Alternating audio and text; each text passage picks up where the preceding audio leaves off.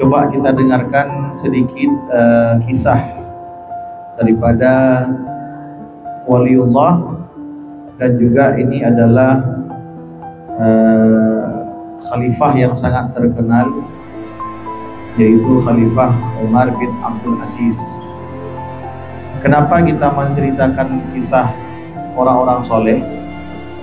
Jadi jangan nanti dipahami kalau ngaji itu harus melulu harus masalah fikih, atau harus masalah tauhid, harus masalah tasawuf, kan? Itu bagus. Tetapi dengan mengkaji sejarah orang-orang soleh, ini pun tidak kalah penting. Kenapa? Karena disebutkan bahwa inda dzikris salihin tanzilur rahmah.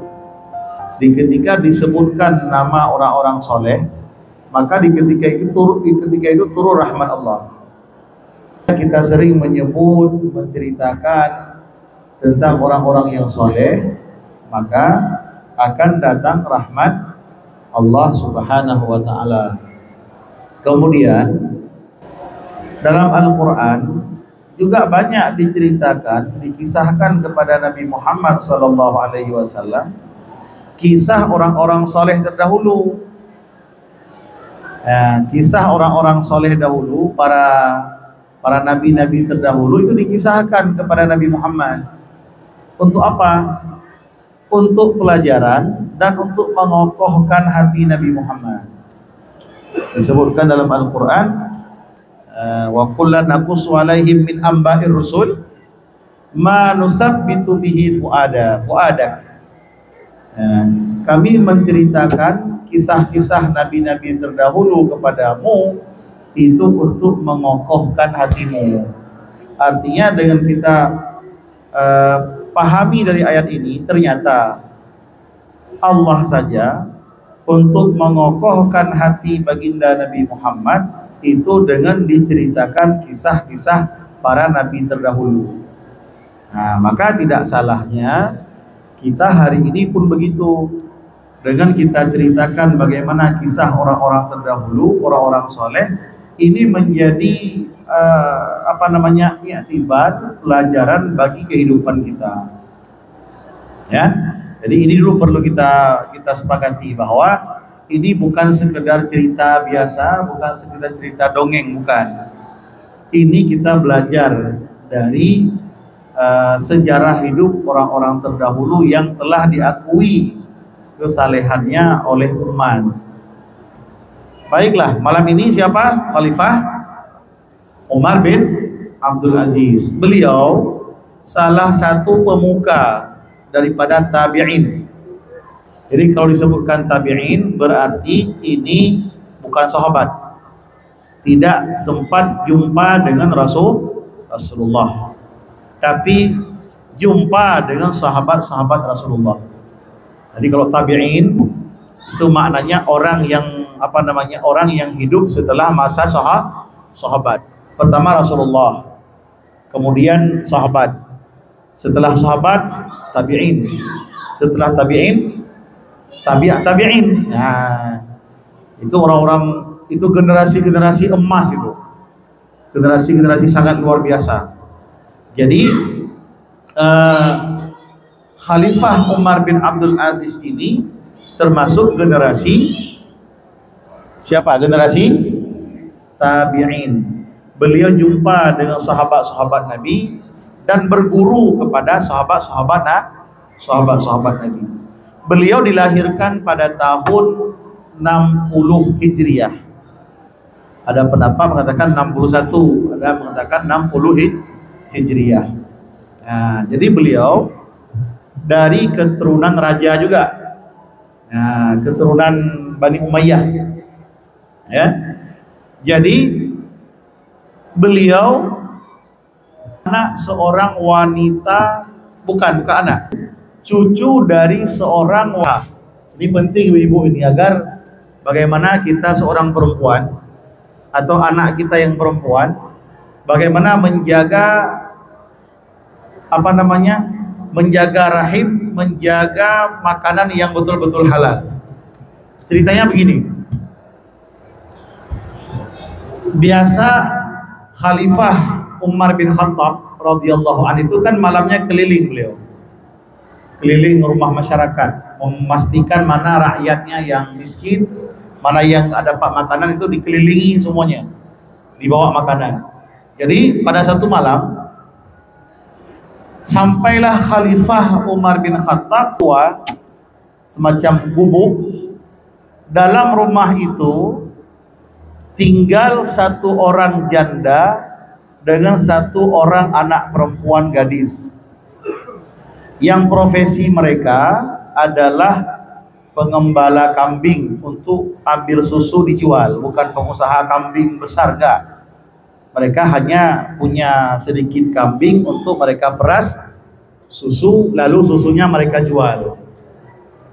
Jadi pada malam itu rupanya kambingnya enggak mengeluarkan banyak susu. Sampai sehingga pada malam itu mereka bermusyawarah di rumah. Kata maknya gini, "Nak, ini bagaimana ini ceritanya? Ini susu kita ini sedikit. Ini pasti ini nggak cukup untuk kebutuhan langganan kita. Langganan kita udah ada lah sedikit-sedikit, sementara susu kita ini nggak banyak hari ini hasilnya. Bagaimana kalau kita campur dengan air?" kata ibunya. Ini Umar mendengar dari balik dinding rumah. Percakapan mereka didengar oleh Khalifah Sayyidina Umar. Kata ibunya ini, "Wahai anakku, bagaimana kalau kita campur aja dengan air? Kita banyakkan air biar cukup untuk kebutuhan langganan kita." Nah, kalau orang jualan paham lah itu kan. Pas stoknya sedikit, kebutuhannya banyak, udah paham lah caranya. Entah dicampur dengan barang ini, barang itu, udah paham lah itu kan. Pemain semua kadang-kadang di luar sana, di sini enggak, ya, di luar sana. Jadi kata anaknya, apa kata anaknya yang wanita soleh ini? "Jangan, Mak, lebih baik kita jual saja barang yang apa adanya ini. Ya walaupun rezeki kita sedikit, ya nggak apa-apa lah, Mak." Ya, maknya masih beralasan, "Janganlah, nanti kan langganan kita hilang. Kalau kita nggak kasih barang, besok nanti langganan kita bisa lari dan sebagainya." Anaknya tetap bersikukuh, jangan kita main curang, Mak. Apalagi, Mak, kalau nanti sempat diketahui ini kelakuan kita ini sama Sayyidina Umar, bisa habis kita nanti dikasih hukuman. Oh, mana tahu dia, kata maknya. Umar kan sedang di rumah dia, mana mungkin dia tahu. Nah, padahal Umar mendengar. Iyalah, Mak, walaupun Umar nggak tahu, tapi kan Allah kan tahu. Kalau kita buat ini kan Allah tahu. Janganlah, Mak. Lebih baik kita makan yang halal walaupun sedikit. Ini pendapat siapa ini? Pendapat anak wanita soleh ini. Jadi mendengar pembicaraan orang ini, takjub Sayyidina Umar, kagum sama anak perempuan ini. Langsung pulang ke rumah Sayyidina Umar. Besoknya dipanggil anaknya yang laki-laki, Asim namanya. Ada anak laki-laki beliau bernama Abdullah bin Umar. Ada nama anaknya Asim bin Umar. Ditawarkanlah sama anaknya, "Nak, kamu harus kawin sama wanita solehah." Memang dia orang miskin, dia nggak punya rumah, hanya gubuk tua, tapi akhlaknya masya Allah. Kamu harus kawin sama dia. Nah, ya maulah Asim kan. Akhirnya diperintahkanlah beberapa ajudan Khalifah Umar untuk menjemput, mengundang ibu ini sama anaknya ke rumah Sayyidina Umar. Setelah datang ke rumah, ditawarkanlah, dilamarlah anak wanita saleh ini untuk jadi menantunya Sayyidina Umar. Kira-kira senang nggak ini anak orang miskin dilamar sama anak presiden lah kalau bahasa sekarang. Jadi menantu presiden, ya kan? Jadi orang biasa-biasa dilamar jadi menantu presiden, ya maulah. Kenapa Apa kekaguman daripada Sayyidina Umar? Karena kesolehan. Kemudian dikawinkanlah wanita ini dengan dengan anak Sayyidina Umar yang bernama Asim. Nah, wanita ini namanya kalau nggak salah Hafsah namanya. Dari perkawinan ini lahirlah anak perempuan yang bernama Laila. Siapa? Laila. Berarti Laila ini cucu siapa? Cucu Sayyidina Umar. Kemudian Laila ini kan cucu presiden ini, ya kan? Walaupun maknya orang miskin, tapi kan cucu presiden ini, cucu khalifah. Cantik, masya Allah, ya kan? Solehah juga. Dipinanglah sama anak raja juga, Abdul Aziz namanya. Di jalur keturunan raja juga, Abdul Aziz. Kawinlah cucu Sayyidina Umar yang bernama Laila dengan Abdul Aziz. Dari perkawinan ini lahirlah anak bernama Umar bin Abdul Aziz. Berarti Umar bin Abdul Aziz ini siapanya? Cucunya anak Sayyidina Umar. Ya. Cucunya anak Sayyidina Umar. Biar paham kita. Kalau nama Umar bin Abdul Aziz kan nggak asing kita kan? Nggak asing. Siapa ini? Rupanya ini adalah cucu wanita solehah. Ya, cucu wanita solehah yang jujur tadi, nggak mau nipu. Maka tadi saya katakan di awal, perlu wanita itu solehah itu sangat penting. Karena tingkat kesolehan wanita itu mempengaruhi kepada anak-anaknya. Itu penting. Nah, semakin tinggi kesolehan seorang wanita, semakin besar pengaruh kepada anak-anak. Nah, maka kalau bapak-bapak mau cari menantu, nah carilah wanita yang solehah.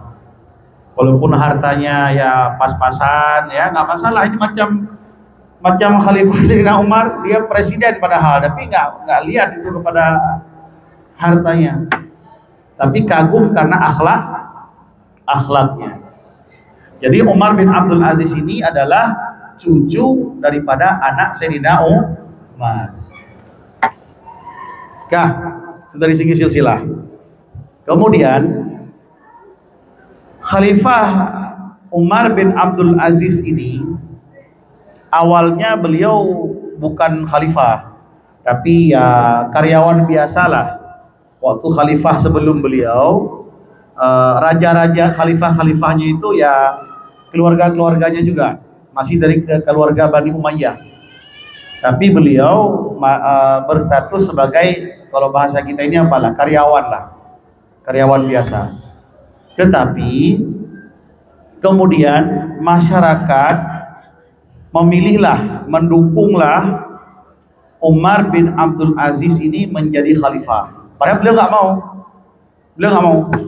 Tapi karena didorong, diminta agar jadi khalifah, beliau dengan berat, dengan penuh rasa takut, ya relalah dipilih jadi khalifah. Tetapi apa yang terjadi? Setelah dipilih, 3 hari beliau tidak pulang rumah. Begitu pulang ke rumah, dilihat sama istrinya. Siapa nama istrinya tadi? Laila, maknya. Ya kan? Namanya Fatimah. Ya, karena ini kan Umar bin Abdul Aziz kan ini anak orang hebat, cucu orang hebat ini. Maka istrinya pun anak raja. Nama istrinya Fatimah binti Abdul Malik bin Marwan. Ini istri Abdul Aziz. Ini pun nggak tanggung-tanggung istri Umar bin Abdul Aziz ini. Anak raja juga ini. Keturunan raja. Raja apa? Raja Abdul Malik bin Marwan. Dan anak perempuan satu-satunya. Mereka 5 bersaudara. 4 laki-laki, 1 perempuan. Coba bayangkan anak ini apa? anak orang hebat dan satu-satunya wanita. Kira-kira manjanya gimana itu? Pas kawin dengan Khalifah Umar bin Abdul Aziz, begitu Umar bin Abdul Aziz diangkat menjadi khalifah, beliau meninggalkan segala kemewahan dunia, hidup dengan pola hidup sederhana. Tingkat sederhananya tahu? Tingkat beliau meninggalkan dunia, 3 hari beliau nggak pulang rumah karena ada pemilihan. 3 hari nggak pulang rumah, begitu nyampe ke rumah dilihat sama istrinya. Apa kata istrinya?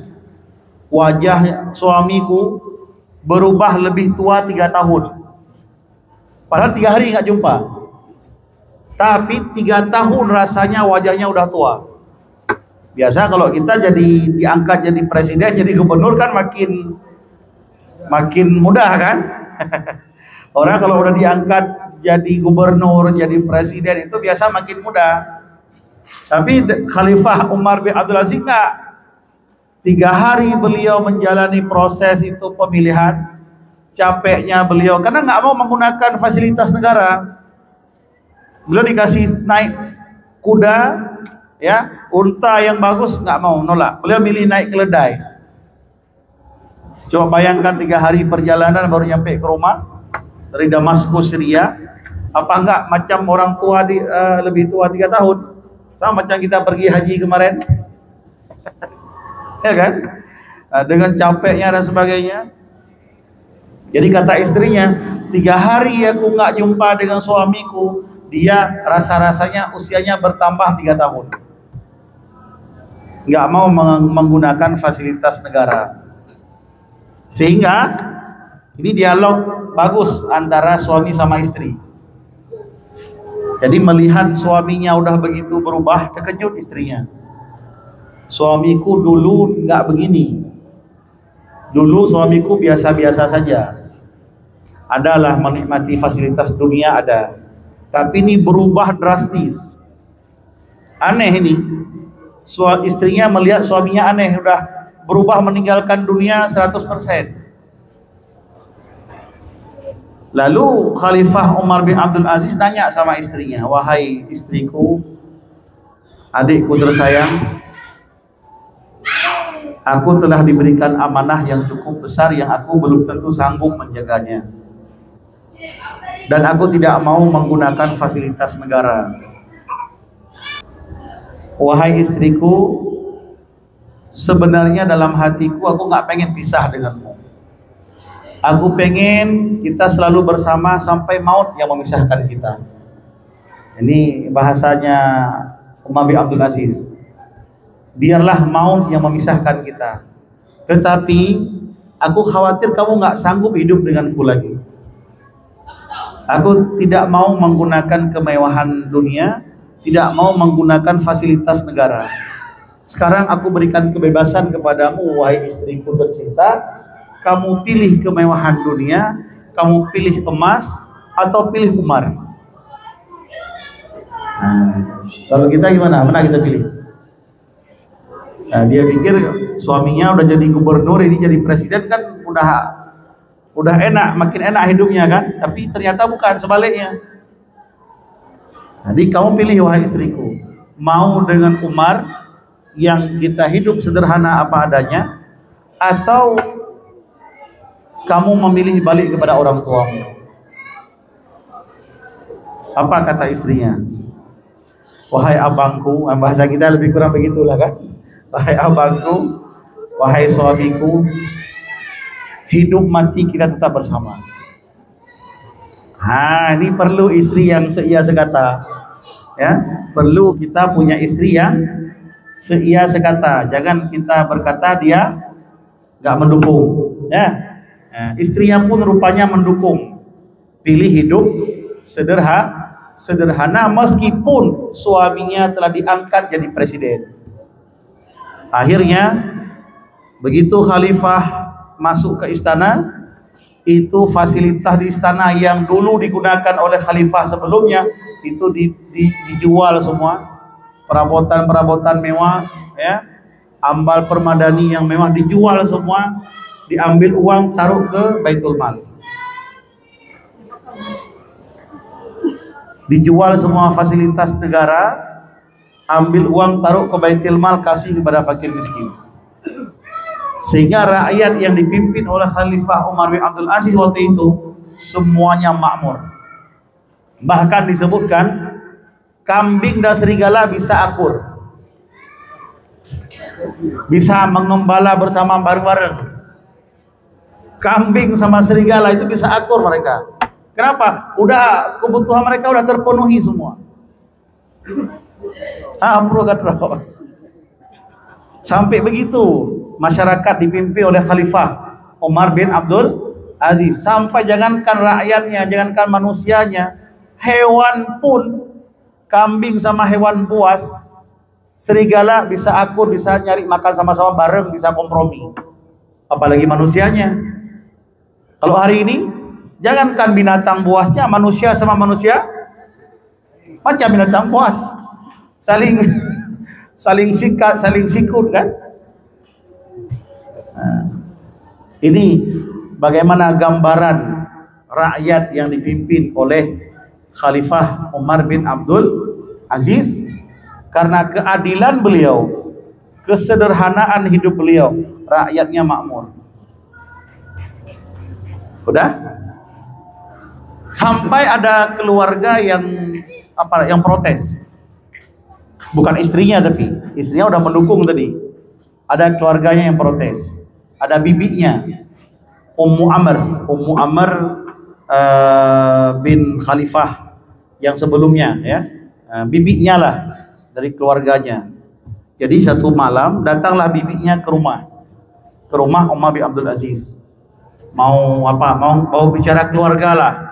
Karena sebelum khalifah dipegang oleh Umar bin Abdul Aziz, bibi ini dapat fasilitas negara itu luar biasa. Dikasih bulanan tetap, itu mewah lah hidupnya. Pas dipegang sama Umar bin Abdul Aziz, dipangkas semua. Ya, macam sekarang dipangkas kan. Nah, dipangkas semua. Sampai fasilitas di istana aja dijual, itu diambil uang taruh ke Baitul Mal. Dulu sebelum Umar bin Abdul Aziz itu keluarga Bani Umayyah itu dapat perhatian khusus dari Baitul Mal. Dari Baitul Mal dapat perhatian khusus kepada keluarga raja. Tapi masa dipegang oleh Khalifah Umar bin Abdul Aziz itu nggak ada lagi. Perhatian khusus kepada keluarganya nggak ada lagi. Sama semua. Sehingga datanglah bibinya ke rumah Umar bin Abdul Aziz mau protes. Sama ponaan kan biasa kan? Datang kepada keponaannya. Tahu apa yang terjadi? Begitu nyampe ke rumah Umar bin Abdul Aziz, terkejut bibi ini. Pas mau ngomong dia, maunya tadi mau agak marah-marah sedikit, ditengok Umar, terkejut dia. Kenapa? Karena Umar sedang makan makanan yang hampir basi. Sedang makan makanan biasa, yang sangat biasa dan hampir basi. Terkejut dilihat sama bibinya. Tadinya mau marah, jadi nggak marah. Oh, mari bibi, ada apa bi? Sebelum saya ngomong, aku mau tanya dulu lah. Bisa nggak kamu ambil makanan lain, kamu makan itu? Jangan kamu makan yang itu. Wahai bibi, aku hanya punya makanan yang ini, bi. Yang lain aku nggak punya. Jadi mau makan apa? Coba lihat ini, seorang presiden, seorang khalifah, makanan di rumahnya begitu. Nggak ada stok banyak mewah, nggak ada.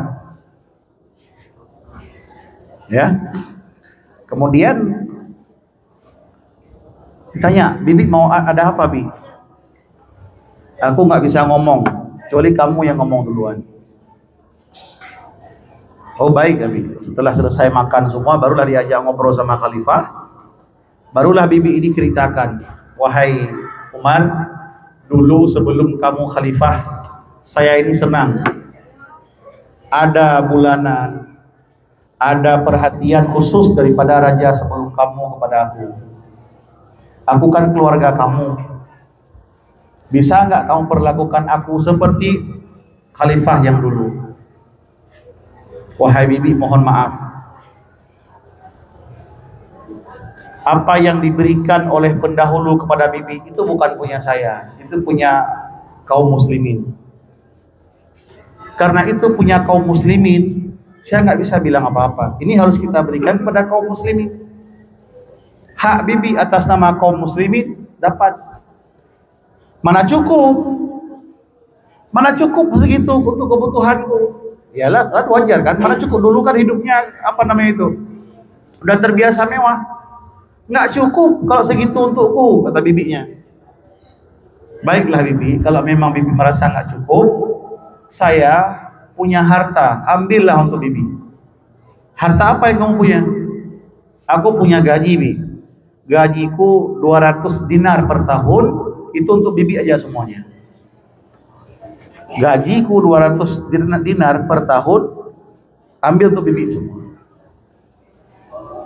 Jadi tak mau juga diambil dari baitul mal, dari uang negara, enggak, tetap dari pribadinya dikasih kepada bibinya. Akhirnya bibinya protes, nggak mau terima, berangkat ya. Coba lihat bagaimana istiqomah pendirian Khalifah Umar bin Abdul Aziz. Nah, kira-kira ada pemimpin model begitu zaman sekarang? Yang mirip-mirip aja ada?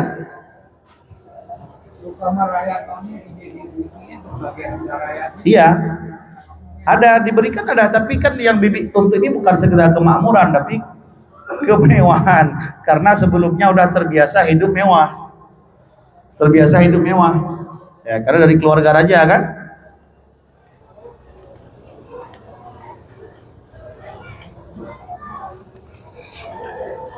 Dan masa Khalifah Umar bin Abdul Aziz ini, beliaulah yang mendamaikan, yang merubah isi khutbah. Dulu sebelum masa Umar bin Abdul Aziz itu, para khatib di atas mimbar itu diwajibkan untuk mencaci Sayyidina Ali. Karena kan ada apa namanya itu, ada perebutan politik dulu kan, antara Sayyidina Ali dengan Bani Umayyah, ya kan?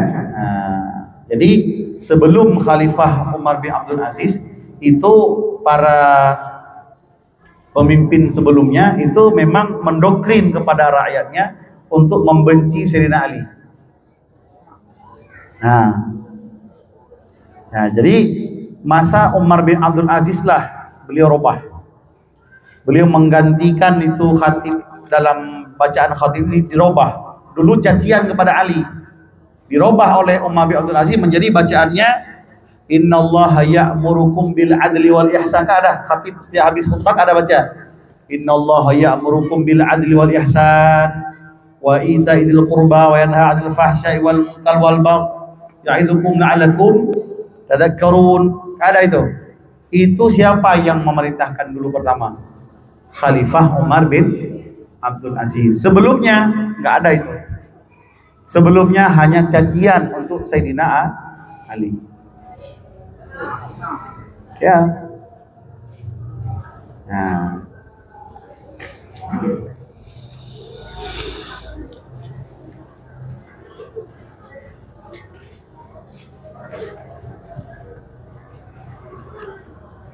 Bahkan saking adilnya Imam ini, Imam Syafi'i menyebutkan khalifah ada 5. Sayyidina Abu Bakar, Umar, Utsman, Ali, dan Umar bin Abdul Aziz. Nah, pendapat Imam Syafi'i 5 khalifahnya. Artinya apa? Beliau menggandengkan Umar bin Abdul Aziz selevel, sejajar dengan khalifah yang 4. Selainnya nggak ada. Memang luar biasa.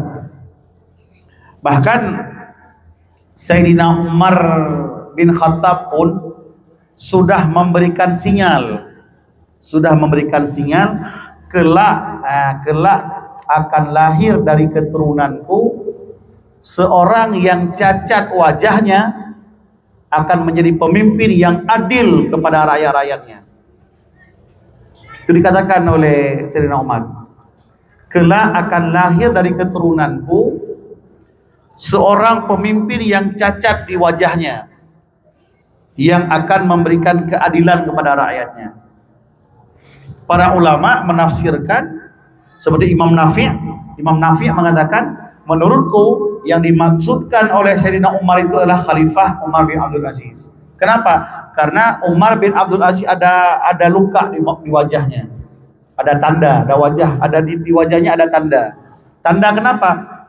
Waktu kecil pernah kena dengan tapak kuda. Di waktu kecil pernah itu muka beliau kena dengan kaki kuda sehingga tinggal bekas cacat. Nah, diusap oleh orang tuanya sambil didoakan. Inilah yang dimaksudkan oleh Umar bin Khattab dulu. Kelak akan lahir dari keturunanku seorang khalifah, pemimpin yang akan membuat rakyat sejahtera. Jadi sebelum lahir Khalifah Umar udah tahu juga. Bahkan akan ada keturunannya yang jadi khalifah yang adil. Orang dulu begitu, udah dari sebelum terjadi udah tahu semuanya. Beda kan sama pemimpin kita sekarang ya. Nah. Ya, kalau gimana? Kalau sekarang kalau udah jadi gubernur, istrinya udah langsung glowing ya.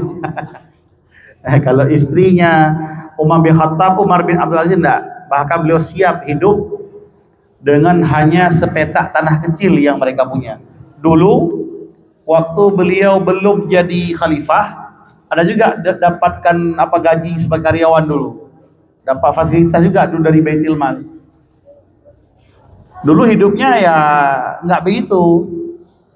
Sehingga begitu jadi khalifah, itu harta yang mereka dapatkan dulu, pemberian dari raja sebelumnya, itu mereka jual semua.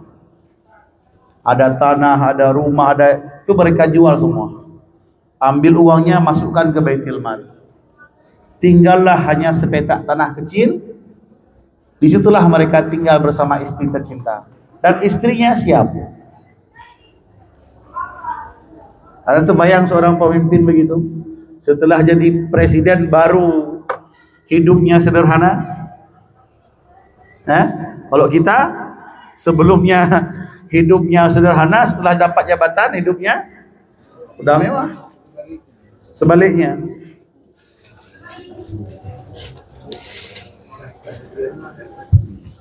Nah, inilah kenapa kita sampaikan kisah-kisah seperti ini, agar menjadi iktibar, agar menjadi pelajaran, supaya kita tak usah kita kejar-kejar sekali dunia ini. Jangan.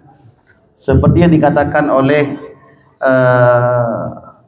zuriat Rasulullah, yaitu Muhammad Ja'far, anak daripada Muhammad Al-Bakir. Apa kata beliau? Allah pernah berfirman kepada bumi, kepada dunia. Allah berkata, memerintahkan kepada dunia, wahai dunia, kata Allah, layanilah orang-orang yang melayaniku, dan susahkanlah orang-orang yang melayanimu. Paham? Jadi singkat tapi maknanya sangat dalam ini. Allah memerintahkan kepada dunia, wahai dunia, buat susahlah, buat lelahlah siapa saja yang melayanimu, dan buat senanglah, layanilah siapa saja yang melayaniku. Paham? Maka tengoklah kan, orang-orang yang sibuk melayani dunia, mengejar dunia, dia makin lelah dibuat dunia. Makin lelah, capek. Tapi lihatlah orang-orang yang melayani Allah, melayani agama Allah, khidmat kepada Allah, khidmat kepada agama Allah, mereka hidupnya tenang, bahagia. Betul kan? Ada kemarin saya ceritakan sama ayah, kisah seorang ustadz, seorang ulama. Karena orang ini belum tahu kan, ada seorang ulama di Jawa Timur. Beliau dulu ngaji di pondok pesantren Sidogiri, kemudian mengabdikan diri membantu pembangunan pondok pesantren Dalwa. Beliau membarengi, mendampingi Habib Hasan Baharun untuk membangun pondok. Sampai pondoknya besar, sampai sekarang itu sudah puluhan ribu santrinya. Habib Hasan sudah wafat. Ulama ini, ya, nama beliau Nasihin Nur, ya, dipanggil Ustaz Nasihin Nur. Beliau sampai mau wafat tetap masih setia dengan pondok Dalwa, masih sayang kepada zuriat keluarga Dalwa. Keluarga Habib Hasan sangat sayang. Sampai sebelum wafat, beliau mengundang anak Habib Hasan, itu Habib Ali, agar datang ke tempat beliau untuk dicium tangannya. Dicium tangan anak daripada Habib Hasan. Dan permintaan beliau, apa perintah waktu hidup? Semoga beliau wafat dalam keadaan sholat atau mengajar. Agar beliau wafat dalam keadaan mengajar atau dalam keadaan sholat. Apa yang terjadi? Sebelum meninggal beliau sempat koma beberapa saat. Koma atau nggak sadarkan diri. Setelah sadar dari koma, sadar sebentar dari koma, apa yang beliau lakukan? Takbir, Allahu Akbar, sholat, kemudian wafat. Ya, jadi doanya dikabulkan Allah. Dan anak beliau juga jadi ulama. Siapa anak beliau? Itulah Kiai Mufti Ahmad Nasihin, ya, yang di Medan kita kenal semua kan. Nah, itu yang saya ceritakan tadi, itu orang tuanya. Bagaimana orang tua beliau berkhidmat untuk agama, tidak melayani dunia, tapi melayani Allah, membantu agama Allah. Maka hidup beliau senang, kita pun cemburu, maunya pengen juga begitu, mati dalam keadaan di atas jalan kebaikan, dan kita pengen anak-anak kita juga berhasil. Kalaupun tidak anak, mungkin cucu atau cicit dan seterusnya. Itulah firman Allah tadi, apa perintah Allah kepada dunia? Wahai dunia, buat lelahlah siapa yang melayanimu, dan buat senanglah, layanilah orang yang melayaniku. Sekarang kita mau dilayani dunia atau enggak? Kalau mau dilayani sama dunia, mau dikejar sama dunia, kita layani Allah aja. Tapi kalau kita layani dunia, siap-siaplah dibuat lelah sama dunia. Udah. Kemudian masa kepemimpinan beliau nggak lama. Khalifah Umar bin Abdul Aziz tidak lama memimpin, kurang dari 3 tahun. Kurang dari 3 tahun. Kenapa? Karena banyak orang yang nggak senang, bukan rakyatnya, dari pihak keluarga-keluarga terdekatnya yang dulu sudah pernah hidup mewah. Pas beliau memimpin, kemewahan itu dipangkas. Akhirnya ada yang nggak senang. Akhirnya beliau diracun dan wafat. Memang kalau orang baik itu nggak lama biasanya. Kalau pemimpin itu adil, baik, itu nggak lama. Banyak orang senang, tapi ada yang nggak senang. Kepemimpinan beliau tidak lama, hanya tidak nyampe 3 tahun. Padahal beliau masih sangat kuat. Meninggal pun beliau hanya usia kurang dari 40 tahun. Wafat usia hampir 40 tahun. Kan masih kuat kan? Masih muda. Jadi usia 37 tahun udah jadi khalifah. Tapi walaupun muda, jiwa muda, tapi hidupnya sudah sederhana. Hidupnya sudah wara, menjauhi kemewahan dunia. Bahkan kita sering dengar di kisah yang disebutkan, begitu datang anaknya ke kantor, ditanya sama khalifah, "Nak, kamu datang kemari, ini keperluan keluarga apa keperluan negara?" Ya, keperluan keluarga lah, anak-anak kan. Akhirnya ayahnya mematikan lampu, ya, duduklah dengan anaknya tanpa pakai lampu. Kenapa? Karena lampu fasilitas negara. Artinya beliau betul-betul hati-hati menggunakan harta. Tidak mau asal-asalan, tidak mau sembarangan. Nah, bagaimana setelah kita dengar kisah ini? Ada enggak pelajaran yang kita dapatkan? Gimana Pak Makrul? Ada enggak pelajaran yang kita bisa petik dari kisah ini? Nggak usah tengok orang lain dulu. Ini jangan kita membandingkan, oh pemimpin sekarang, oh rupanya itu kita namanya ini mengoreksi orang. Iyalah, dari dulu aja nggak sampai lama. Jangankan sekarang. Dari dulu saja udah begitu. Orang baik itu banyak orang senang, tapi ada juga yang nggak senang. Maka ya mungkin bisa jadi, ini bisa jadi ya. Kalau Presiden Indonesia ada yang sebentar sebesar Gus Dur, ini mungkin ya juga sama kasusnya. Karena mungkin beliau ada niat baik, ingin memperbaiki, akhirnya ada yang nggak senang. Sama macam kejadian yang dialami oleh Khalifah Umar bin Abdul Aziz, nggak sampai 3 tahun memimpin, padahal masih muda, masih sanggup. Orang akan mencari cara agar menghentikan ide-idenya, dihentikan.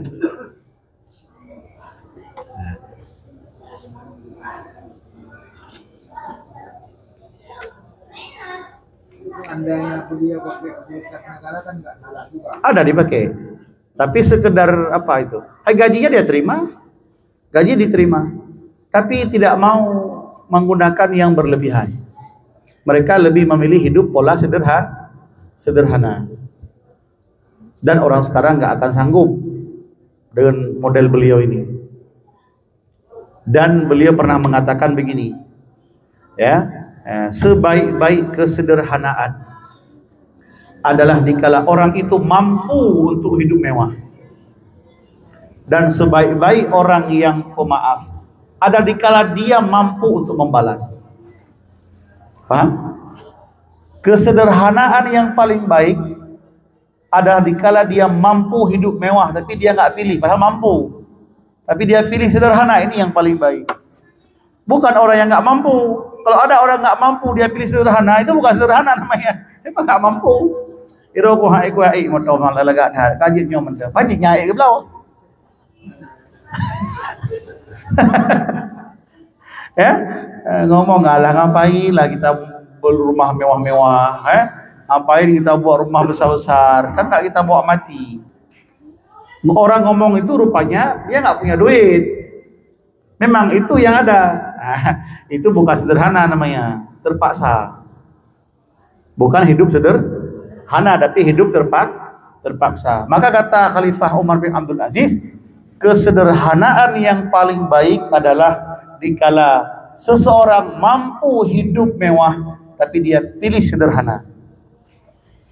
Dan pemaaf yang paling baik siapa? Orang yang memaafkan padahal dia mampu untuk membalas. Ada orang dipukul sama orang lain gak dibalas dia. Apa katanya? Sabar aja kan lebih baik. Padahal bukan lebih baik, gak mampu dia balas. Kalau mampu dibalas juga sama dia. Nah, ini gak baik. Nah, ini dua perlu diingat. Nah, gimana? Apakah udah sederhana? Ya pakak pebloy ke dia, pebloy ke dia, jok baitul mal. Ajo kerau ajo, jok kerau yang perlu ajo, jok yang perlu lebih lagi kan. Pelan-pelan. Nah, itulah yang saya sampaikan tadi. Ya, wa kullan naqussu alaihim min amba'ir rusul ma nusabbitu bihi fuadak. Dulu dikisahkan dalam Al-Qur'an cerita nabi-nabi terdahulu agar mengokohkan hati Nabi Muhammad. Hari ini kita ceritakan orang-orang saleh terdahulu supaya terpelajar hati kita. Ya, yang jangan semakin sombong, jangan semakin memperturutkan yang miskin pun agar senantiasa bersyukur. Kan ngaji juga namanya ini kan? Bukan cerita-cerita aja, ini bukan dongeng, tapi kita ambil hikmah. Demikianlah pengajian kita malam ini. Wallahu a'lam bishawab wa ilaihil masir wal ma'ab. Terima kasih banyak dan mohon maaf atas segala kekurangan. Assalamualaikum warahmatullahi wabarakatuh. Sallallahu ala nabi sayyidina Muhammadin wa alihi wa sahbihi ajma'in. Allah sallallahu wa sallama ala nabi sayyidina Muhammadin wa alihi wa sahbihi ajma'in. Allah sallallahu wa sallama ala nabi sayyidina Muhammadin wa alihi wa sahbihi ajma'in. Allah Muhammadin wa alihi wa sahbihi ajma'in.